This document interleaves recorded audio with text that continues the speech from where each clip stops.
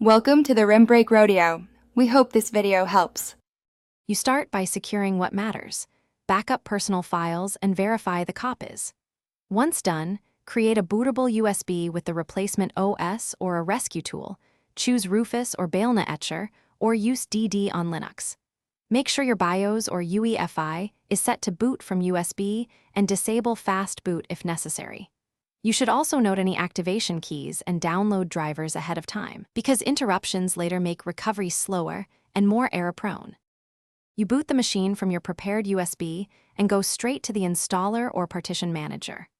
Once inside, identify the old OS partitions, look for NTFS or ext4 and the EFI partition, and delete or reformat them depending on your plan. If you need secure disposal, overwrite with zeros or use a secure erase utility to prevent recovery. Make sure you do not touch partitions from other OS installations you want to keep. Confirm each change before you apply it, because it is irreversible. You proceed to install the replacement OS into the newly prepared space, recreating necessary partitions like EFI, root, and swap. When the installer asks, install the bootloader to the correct physical disk so the system can boot cleanly. Once installation completes, reboot and test critical hardware and drivers. Restore your backups and settings.